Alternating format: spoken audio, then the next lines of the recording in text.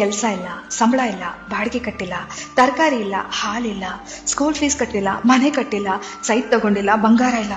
ಅಬ್ಬಬ್ಬಾ, ಎಷ್ಟೆಲ್ಲ ಸಮಸ್ಯೆಗಳು ಅಲ್ವಾ? ಫ್ರೆಂಡು, ಒಂದು ಹೇಳ್ತೀನಿ, ನೆನ್ಪಿಟ್ಕೊಳ್ಳಿ. ನಮ್ಮ ದೇಹದ ಆರೋಗ್ಯ ಎಲ್ಲಿವರೆಗೂ ಚೆನ್ನಾಗಿರುತ್ತೋ ಅಲ್ಲಿವರೆಗೂ ನಮಗೆ 1000 ಸಮಸ್ಯೆಗಳಿರುತ್ತೆ.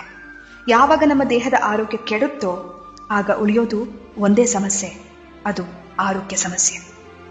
ಎಲ್ಲ ಸಮಸ್ಯೆಗಳನ್ನ ಎದುರಿಸೋಕೆ ಮೊದಲು ನಾವು ಚೆನ್ನಾಗಿರ್ಬೇಕು. ಊಟ ಇಲ್ಲದೆ, ನಿದ್ದೆ ಇಲ್ಲದೆ, ಎಲ್ಲದ್ರ ಬಗ್ಗೆ ಯೋಚನೆ ಮಾಡಿ ಆರೋಗ್ಯ ಕೆಟ್ಟಾಗ ಏನ್ ಪ್ರಯೋಜನ ಹೇಳಿ? ಇವತ್ತು ನಾವು ಚೆನ್ನಾಗಿದ್ದೀವಾ? ಕೈಕಾಲು ಚೆನ್ನಾಗಿದ್ದು ಹತ್ತೋಕೆ ಇಳಿಯೋಕೆ ಆಗ್ತಿದ್ಯಾ?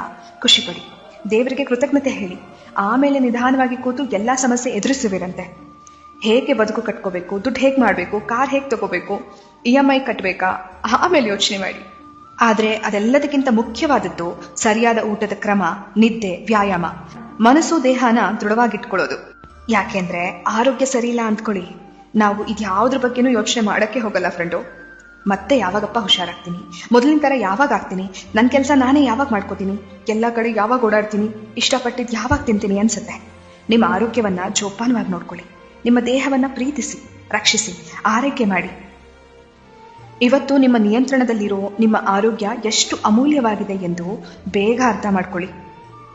ಎನ್ನ ಕಾಲೇ ಕಂಬ, ದೇಹವೇ ದೇಗುಲ, ಶಿರವೇ ಹೊನ್ನ ಕಳಶವಯ್ಯ ಎಂಬ ಬಸವಣ್ಣನವರ ವಚನದಂತೆ